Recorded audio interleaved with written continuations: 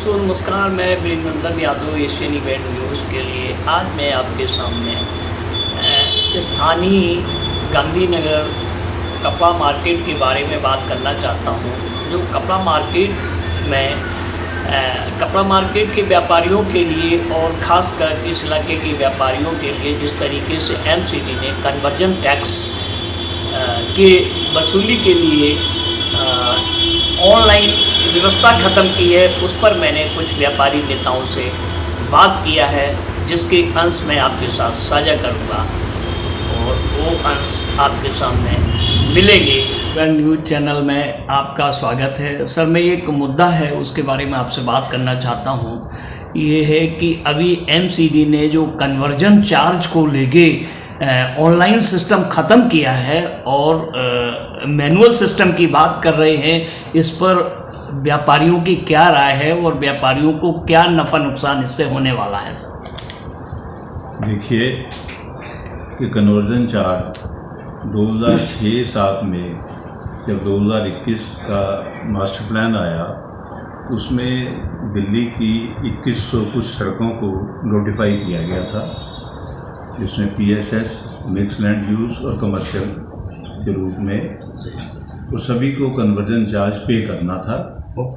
जिस एरिया में उनकी शॉप है ट्रेडर की, वो किस श्रेणी में आता है, क्या सर्कल रेट है, सब चीज़ों को कंसिडर करके वो उसका कन्वर्जन चार्ज पर ईयर आप दे सकते हैं, लगातार 10 साल तक देना होगा।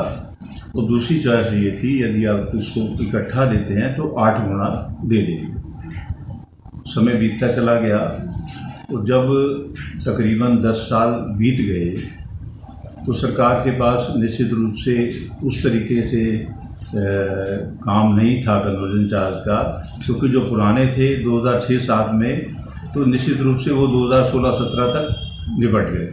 जो उसके बाद दुकानें खुली जो रेगुलर प्रोसेस में चलती हैं, तो 2018 में इन्होंने एक सर्कुलर निकालकर एमसीडी ने ये कहा कि अब हम हर साल के जो कन्वर्जन चार्ज लेने की पद्धति है उसको ख़त्म करेंगे। अब हम सभी से जो भी नया आदमी अप्लाई करेगा उसको 8 गुना conversion charge at a time देना होगा। अब उसमें जो लोग अभी 10 साल की कैटेगरी में पे कर रहे थे और उसमें उनकी तरफ कुछ बकाया था, तो बकाया उनको सहूलियत दे दी गई कि आप 2 किस्तों में या 3 किस्तों में पे कर दें। लेकिन आगे जो अप्लाई करेगा उससे हम 8 गुना ही लेंगे। उसके बाद कुछ समय पहले अभी इन्होंने जब देखा कि कन्वर्जन चार्ज के काफ़ी हद तक जो नए केसेस आते हैं सिर्फ वही आते हैं, तो इन्होंने उसको ऑनलाइन लेना बंद कर दिया। और इसका प्ली इन्होंने ये लिया कि लोग जो है कन्वर्जन चार्ज जो ऑनलाइन पे करते हैं उसमें एरिया के बारे में और कुछ चीज़ें छुपाते हैं, उसको हम सभी को वेरीफाई नहीं कर पाते। तो नंबर ऑफ़ केसेस कम होने की वजह से उन्होंने एक सिस्टम बना दिया कि यदि दुकानदार कोई इस श्रेणियों में आता है और कन्वर्जन चार्ज पे करना चाहता है, नई उसकी कोई कमर्शियल या मिक्स लैंड यूज़ नया अभी उसने इस्तेमाल करना है, तो एक एप्लीकेशन दे कि भाई इस तरीके से ये मेरा प्रॉपर्टी नंबर है, इतना उसका एरिया है और मैं कन्वर्जन चार्ज इसका पे करना चाहता हूँ क्योंकि मुझे प्रॉपर्टी का कमर्शियल यूज़ करना है। उसके बाद वहाँ से उनके जेई साहब आएंगे मौके पर और जो फरमाइश हमने लिखी है उसको वेरीफाई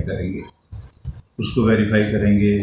जो भी हमने उनको डिटेल भर के भेजी है उसको वेरीफाई करने के बाद फिर ऑफिस से हमें लेटर आएगा कि आपका कन्वर्जन चार्ज ये बनता है और उसको आके अपना जमा करा देंगे। लेकिन प्रैक्टिकल ये बात है कि इस प्रोसेस में वो इतना समय लगा देते हैं कि व्यापारी को कई बार 2-2, 3-3 चक्कर लगाने पड़ते हैं कि हमारे केस का क्या होगा, लेकिन वहाँ पर उसको सही तरीके से रिस्पॉन्स नहीं मिलता और एक महीना, सवा महीना इसी काम में लग जाता है अपना कन्वर्जन चार्ज पे करने के लिए, जो कि जब ऑनलाइन सिस्टम था तो हम अपने घर में बैठ के भी उसको ऑनलाइन जमा करा देते हैं। तो इस वजह से व्यापारी को लगता है कि अननेसेसरी हमें परेशान करना, जो कि सरकार की नीति है कि डिजिटल इंडिया की तरफ हमने जाना है और हम डिजिटल इंडिया में चले गए हैं। कुछ आइटमों में हम लोगों ने ऑनलाइन सेवा शुरू कर दी है, उसको फिर वापस मैनुअल करना ये उचित नहीं है। इसके लिए व्यापारी अपने अपने स्तर पर सभी एमसीडी में जहाँ भी वो बिलोंग करता है वो लिखकर रिप्रेजेंटेशन लगातार देता रहती हैं संस्थाएं कि आप इसको दोबारा से ऑनलाइन करिए, दोबारा से ऑनलाइन करिए और जिसको वेरीफाई करना चाहते हैं जहाँ आपको डाउट है। आज मैं एक नया मुद्दा लेके आया हूँ। जो नया मुद्दा है कि गांधीनगर और ये रघुवरपुरा शांति मोहल्ला की जो मार्केट है कपड़े की मार्केट, खासकर व्यापारियों के हितों की अनदेखी करती हुई दिल्ली नगर निगम ने, सो कॉल्ड एमसीडी ने, जो ऑनलाइन टैक्स की व्यवस्था थी वो ऐसा खबरों में आया कि ऑनलाइन टैक्स की व्यवस्था समाप्त कर दी है, जिससे व्यापारी वर्ग क्या सोचता है।